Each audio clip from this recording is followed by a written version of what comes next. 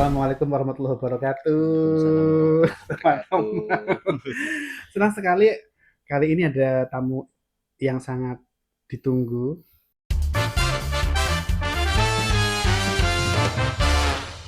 Jauh dari Sangihe ya. Sangihe itu Utara, Sulawesi Utara baru selesai pengabdian selama. 1 tahun. Welcome Mr. Hanif Syariafi Oke, Wiratama. thank you. Penulis Tuhan Aku di Sangihe.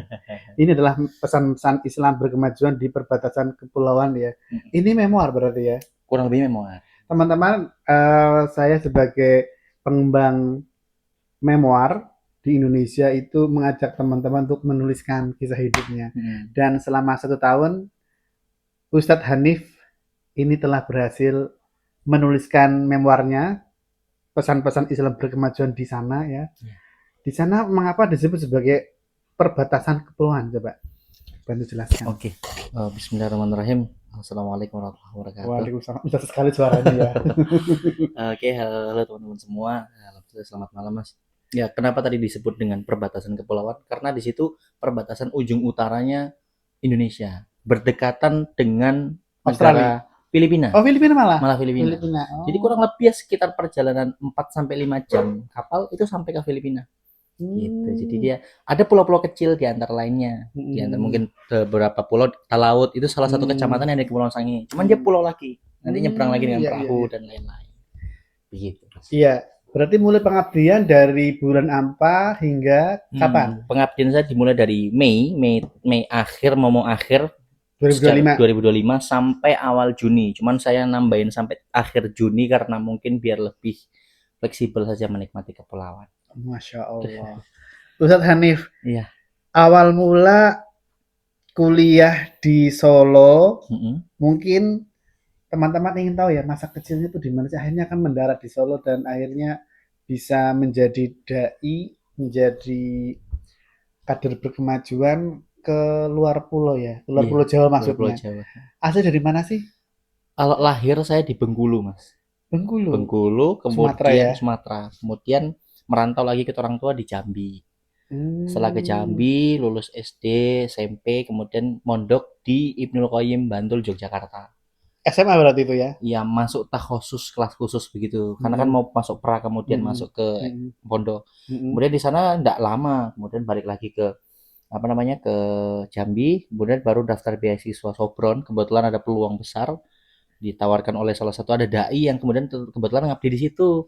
Sehingga ditawarkan beasiswa Sopron. Saya coba daftar, alhamdulillah tembus. Akhirnya baru ke Solo. Oh iya, berarti SD sampai SMP sampai SMP di Jambi. Bengkulu cuma numpang lahir? Numpang lahir toh. Oh sih. Iya. Kalau KTP-nya mana? KTP-nya Jambi dong, Mas. Masih Jambi, iya. Statusnya belum kawin. Oh iya. Canda. Iya. Oke. Teman-teman, kita akan mengulik lebih lanjut. Mengapa akhirnya menerima tawaran beasiswa ke Sopron? Pertama karena gratis. Itu gratis. Oh, gratis. Full, alhamdulillah. Gratis, walaupun nanti masa akhirnya itu adalah harus mengabdi. Mungkin itu tidak masalah ya. Artinya bukan balas jasa, tapi paling tidak ya menguji selama saya dibina di Sopron dan di UMS itu hasilnya apa. Alhamdulillah hasilnya pengabdian ini. Pengabdian jadi sebagai bentuk aplikasi ilmu pengetahuan. Aplikasi ilmu, betul. Ya, betul. Teruji ya. Alhamdulillah, Mas. Dan apa yang membuat Hanif ini terinspirasi menjadi kader berkemajuan? Ataukah dari latar belakang keluarga atau memang Pondok Sopron membentuk pribadi Hanif seperti sekarang? Kalau dari orang tua itu malah fokus ke teman-teman Nahdlatul Ulama. Masya Allah. Jadi bapak ibu terus culture di sana. Nah, kemudian yang membentuk saya sebagai kader Muhammadiyah itu adalah pertama ini ada kader Sopron yang memang mengabdi di daerah saya, Kabupaten Tebo Rimbo Bujang. Kemudian diikutin di IPM, kemudian fokus di masjid Muhammadiyah, imam dan lain segala macam di sana. Barulah kemudian ditawarkan beasiswa dan dibentuk oleh Sopron. Iya. Nilai-nilai yang yang sangat melekat di Sobron itu apa saja? Mungkin teman-teman ingin tahu. Nilai paling penting menurut saya adalah bagaimana kemudian Sobron itu mengubah pola pikir saya, Mas. Apa pola pikirnya? Dari kemudian yang sering berzikir jadi sering berpikir. Masya Allah. Yang kemudian mungkin dari saya tidak klaim saya suka baca buku, tapi paling tidak buku itu membuat saya untuk berpikir kenapa sih kemudian ternyata pembacaan buku itu berimpact kepada kehidupan dan masyarakat. Dengan buku, dengan tulisan, dengan bacaan, ternyata bisa memberikan dampak ke masyarakat. Dampak nyata ya? Dampak nyata. Dan Misalnya itu apa? saya contoh yang paling yaitu di saat saya mengabdi, Mas. Salah satunya adalah di buku kita berbicara mengenai tentang strukturalisasi tulisan. Ketika kemudian dipresentasikan atau dibedah di Sobron, karena jika terikat dengan namanya Ikatan Mahasiswa Muhammadiyah atau IMM. Nah, di situ saya diajarkan dan dibina, dipupuk untuk kemudian membedah buku, membedah tema. Dari situ saya sudah mulai bagaimana cara mensistematikan pembicaraan, bicara dari pola bicara, pola berpikir, dan pola menulis. Nah, dari situ alhamdulillah kemudian berdampak dan ketika kemudian saya mengabdi sudah siap dengan hal itu. Dan salah satu benefit lagi, Mas, yaitu adalah ketika saya mulai suka menulis, ada benefit ketika kita tembus di salah satu website, itu ternyata ada benefit. Ya entah itu untuk uang jajan atau apa, kan setidaknya zaman mahasiswa sangat menguntungkan. Popularitas juga ya. Popularitas juga salah satunya, Mas. Nah, nulis apa di web biasanya? Tentang ya apa yang saya baca, misal buku yang saya baca, nanti saya sangkut pautkan dengan kondisi seperti ini. Misal kayak contoh bukunya salah satu pembahasan dari Francis Bacon, salah satu filsuf Inggris saat itu, bagaimana mengubah sistematika mendobrak, saat itu kan lagi marak-maraknya gus-gusan. Nah, kita mendobrak itu dengan kacamatanya filsafatnya Francis Bacon. Misal hal-hal yang seperti itu sih, karena itu juga pasca ikut perkaderan Baret Merah di IMM. Gitu. Oke. Filsafat berarti ya? Iya, filsafat awal mengenalnya di situ. Jadi memang bisa menjernihkan pikiran dan cara berpikir ya? Iya, kalau saya memandang filsafat adalah bagaimana kemudian kita membentuk kerangka berpikir. Kerangka berpikir. Kan setiap orang kan beda-beda deskripsinya. Iya. Oke, kuliahnya ambil apa sih? Kuliahnya saya ngambil pendidikan agama Islam. PAI di UMS. Jadi calon guru agama. Insya Allah. Teman-teman, Hanif ini berhasil menulis sebuah buku, Tuhan Aku Disangihe. Ya. Sebenarnya pengabdian ini yang milih siapa sih, kok terdampar di sana? Atau memang kamu yang ingin terbang menjauh? Kalau dari saya sendiri malah pengennya ngabdi di daerah saya sendiri, Mas. Jambi. Di Jambi. Biar dekat orang tua. Biar dekat orang tua lebih khusus ya. Tapi karena ini memang kita berfokus ke ranah-ranah daerah terpencil, terpelosok, terdalam, terluar. Nah, itu dari lembaga dakwah komunitas Pembina Pusat Muhammadiyah. Jadi Sobron kerjasama dengan LDK. Nah, kemudian dia membentuk atau mengafiliasi, memwadahi kader-kader yang selalu lulus diabdikan dengan nama LDK, ditaruh di tempat-tempat seperti itu. Dan alhamdulillah saya di Kepulauan Sangihe. Awal pertama kali nama Sangihe itu sangat asing di kepala saya. Saya searching, saya zoom di bagian peta Google Maps, ternyata ini perbatasan luar utaranya Indonesia, dekat dengan negara Filipina. Nah, begitu. Oke. Awal mula mendarat ke sana apa yang kamu rasakan? Pertama saya rasakan adalah sinyal sangat susah. Berarti rutenya dari mana kalau dari Solo? Ke Manado dulu. Ke Manado. Berarti lewatnya Jogja? Iya, YIA, kemudian sempat transit di Balikpapan, kemudian langsung ke Manado, Bandara Samratulangi. Alhamdulillah dijemput oleh pimpinan wilayah Muhammadiyah Sulawesi Utara. Alhamdulillah. Itu malam, Mas. Alhamdulillah malam. Sekitar setengah 10 kurang lebih di sana. Nah, lega ya. Kemudian pagi diajak jalan-jalan keliling Manado sebentar, masuk ke ikonik besarnya itu. Sebelum berdakwah ya. Sebelum berdakwah kerennya dari teman-teman PM Sulawesi Utara itu adalah mengantarkan saya ke patung Yesus besar di Manado. Jadi dulu saya bertahu, saya dilihat patung besar Yesus di Manado. Keren sih, keren menurut saya. Nah, ketika baru pagi sampai siang itu di haji jalan-jalan, malamnya kapalnya kan memang malam. Pada sholat Isya selesai baru kita berangkat. Itu perjalanan kurang lebih 11 sampai 12 jam kapal. Baru kemudian kita mendarat itu di pagi jam 6 kita sampai. Baru berapa jam? Lama banget ya? Iya, kurang lebih 12 jam. 12 jam. Saya nyampe di situ jam 6 pagi pada subuh, turun, kemudian dicari oleh penanggung jawab sendiri. Tapi tahu bisa menghubungi, yang penting bisa menghubungi dan lain segala macam komunikasi. Dijemput oleh pimpinan daerah Muhammadiyah, tepatnya oleh sekretaris pimpinan daerah Muhammadiyah Sangihe. Jemput, belum sempat diajak jalan muter sih di daerah sekitaran kota, langsung masuk ke ranah pelosok ke dalam. Nah di situ saya hanya melihat hutan, hanya melihat jalan satu arah tapi kecil lah ya, sebenarnya dua arah cuman terlihat seperti satu arah. Kanan kiri jurang, dan yang saya pikirkan adalah ya Allah kuatkan hamba ketika kemudian hamba ini berdakwah dan salah jalan, jurang kan bahaya. Gitu sih. Dan di sana klaimnya adalah basis datanya 30% umat muslim, selebihnya non muslim. Nah, 70% non muslim. Ya. Gitu sih. Mayoritas berarti Kristen di sana ya. Mayoritasnya Kristen. Manado, Sangi. Itu apa dekat dengan Manado ya? Iya. Paling dekat dengan Manado. Paling dekat dengan Manado. Ya, kapal 11 jam. Kalau di Sangihe, makanan khasnya apa di sana? Makanan khasnya adalah sagu, Mas. Sagu. Nah, ini makan sagu. Itu menjadi apa ya? Menjadi first impression pertama saya. Ketika disediakan sagu, saat itu ada acara bahasanya penerimaan saya lah. Alhamdulillah dia buatkan acara gitu. Oh, Masya Allah. Dia datang buat acara. Kemudian Ustadz, cobain ini namanya sagu. Saya kan tidak tahu apa-apa ya, Mas. Saya nurut. Digulung begitu sagunya, kayak lemper ya? Gitu. Enggak, itu sagunya bukan sagu yang encer, tapi sagu kering, sagu bakar gitu. Saya cobain. Pokoknya bisa dikunyah nih. Ketika kemudian dikunyah lebih dalam, saya telan kan, nyangkut di leher, Mas. Dan dari situ adalah first impression saya diketawain semua warga di situ. Nah, kenapa? Nyangkut, Mas, gak bisa ketelan. Terus gimana? Dia minum. Harus dibawa ke dokter. Sudah berapa kali teguh soal itu masih lengket. Oh iya. Jadi apa gak diajarin cara makannya? Kurang tahu, mungkin mereka sengaja menjebak saya, tapi tidak. Iya, gitu sih, Mas. Terus agenda dakwah berikutnya apa? Yang pertama, paling pertama itu adalah langsung di pasca sudah di sana 2 hari setelahnya itu ngisi kajian ibu-ibu mu'alaf center namanya. Masya Allah. Jadi ngisi ibu-ibu mu'alaf, kajian pertama saya langsung sentuh terkait dengan ranah-ranah iman, penguatan iman. Alhamdulillah sangat tertarik dan luar biasa. Dan mereka baru itu saya menggunakan dakwah menggunakan laptop, jadi mereka juga baru tahu, oh ternyata boleh ya Ustaz dakwah sambil laptopan. Iya. Laptopan ini bukan saya sambil sibuk nge-game atau apa Ibu, tapi materi saya ada di sini. Oh iya. Tak kira sambil nge-game. Iya itu makanya ibu juga bilang oh, sambil nge-game. Tapi pertanyaan paling penting di jamaah adalah apakah Ustaz sudah beristri? Nah itu yang repot. Sering ya? Sering sekali. Oh iya. Apakah sudah beristri? Itu karena mungkin guyon kayaknya ya. Iya, satu guyon, satu mungkin nyari pasangan kalau enggak untuk dianya ataupun untuk anak. Nyantol enggak? Enggak. Tidak nyantol. Tidak nyantol. Agenda dakwah terberat apa selama setahun? Setahun ya bersih kan ya? Setahun.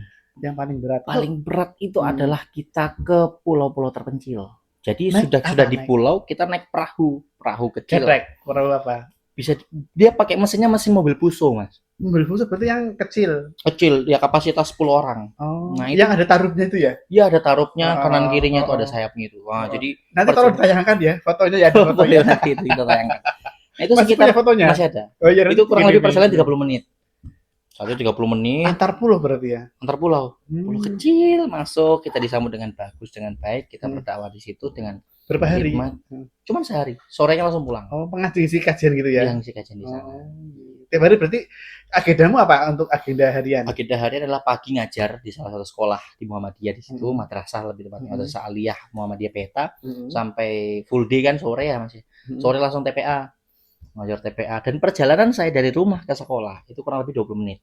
Naik apa? Naik motor. Oh, naik motor ya. 20 menit ya, jelas ya. Ada alhamdulillah ada motor. Yang susah tetap sinyal, Mas. Tapi kalau kita ke tempat sekolah masih agak sedikit bagus untuk jaringan data. Tapi kalau kembali ke kampung tempat saya istirahat atau di rumah itu, ya kita pakai namanya wifi-nya router. Jadi tembakan kita harus beli voucher, harga 1 minggu itu 30.000. Baru bisa ada jaringan. Itu pun sangat kecil, kilobyte per secondnya sangat kecil. Jadi bahkan gangguan terus Mas. Kadang beli seminggu cuma pakai 5 hari atau 4 hari. Jadi di situ. Nah disitulah kemudian bolak-balik sore ngajar TPA, maghrib itu harus jam 5 itu harus sudah selesai karena jam 6 maghrib dan saya harus prepare untuk ngisi kajian ranting. Kebetulan di sana ada kurang lebih 13 ranting. Jadi muter balik lagi tempat tadi tapi sana lagi masuk. Namanya berarti 13 rantingnya itu dikelilingin semua. Dikelilingin semua selama 1 pekan itu sekitar ada 4 kali. Hari Minggu ya? Hari Minggu pagi itu ya biasanya ya kalau di sini. Kalau di sini kan biasanya gitu ya Mas secara umumnya. Itu enggak Mas. Kita pakai Selasa habis maghrib. Selasa habis maghrib, Rabu istirahat, Kamis habis maghrib, keliling terus. Cuma Sabtu udah begitu terus keliling. Paling jauh ada namanya daerah Ngalipaing, itu ujungnya Sangihe. Kurang lebih mengotor kendaraan dari tempat saya itu 2,5 jam. Di sana pakai bahasa apa sih? Bahasanya ada bahasa Manado pada umumnya, bahasa Sulawesi Utara pada umumnya. Hmm. Nah, ada yang kemudian Yang bahasa iya iya Sangir itu ya, itu ya. Iya itu maksudnya Sulawesi Oh, Selatan, itu Sulawesi Tengah selatan. Iya malah. iya iya, pas kemarin aku main ke sana. Ke sana kan rata-rata Iya kurang iya lebih iya. gitu. Iya, Cuman iya. masih ngana, Ngana. dorang, torang. Nah, Torang gitu. ya, torang punya ya. Torang punya. Heeh. Nah, kalau dia pakai bahasa Sangir dia lebih dalam. Contoh Ndaye kumang. Artinya apa itu? Mari kita makan. Kalau pakai Ndaye bahasa kumang. umumnya kan mari jo makang.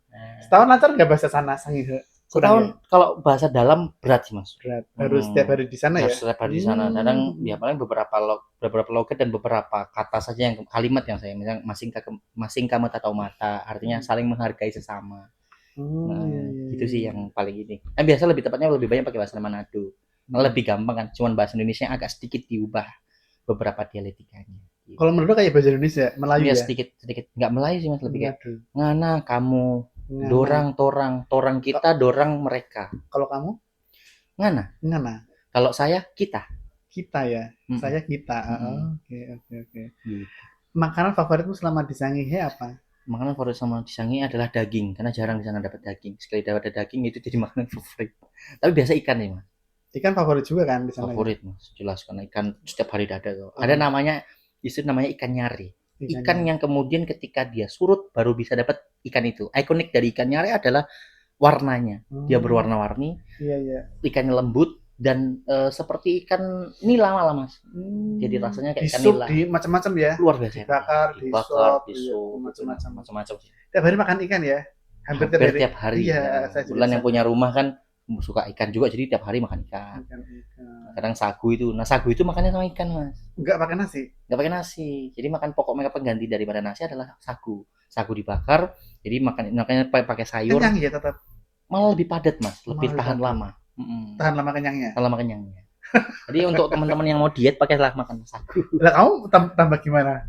Saya di sana naik 98 kilo mas. Alhamdulillah dari berapa ya, saya berangkat itu sekitar 89, naik 98, alhamdulillah sudah turun 91 sekarang dalam waktu 2 minggu kurang lebih. Turun kenapa?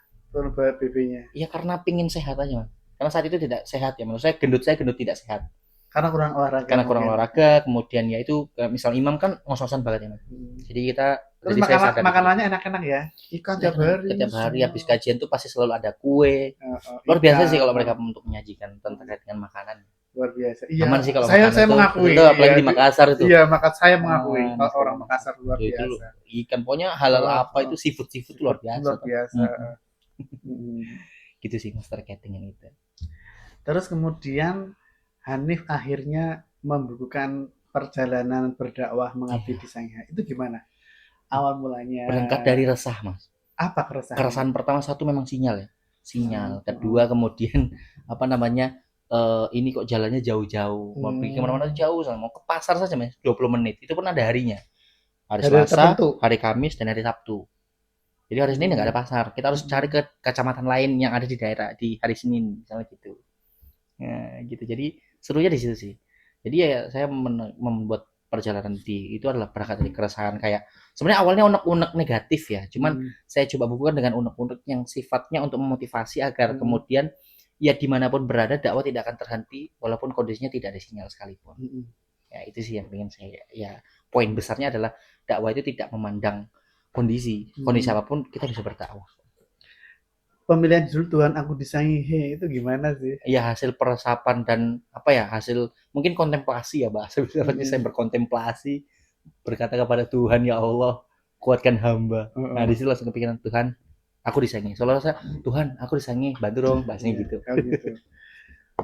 Surprise nggak sih kamu bisa selesai nulis buku? Surprise banget mas. Berapa lama sih totalnya? Total penulisan itu sekitar kurang lebihnya ada sekitar 6 bulan lebih. Terhitung 6 bulan 18 hari lah. Berarti nyantai ya nulisnya ya? Nyantai mas. Pokoknya lagi nonton tulis dulu semua, baru saya scripting kan. Gitu. Efektif ya berarti ya. Alhamdulillah. Ini buku pertamaku ya? Ini karya ketiga. Enggak, yang tunggal. Oh, yang tunggal pertama. Iya, jelas aku bisa nebak. Selebihnya kayak antologi begitu dah. Iya, jadi sangat spektakuler bagi saya. Alhamdulillah Mas, terima kasih. Karena tidak mudah untuk menuliskan kisah hidup. Dan ini sebuah prestasi. Alhamdulillah. Iya. Dan itu suatu kebanggaan juga sih. Apalagi langsung di Media kan. Oh iya. Iya.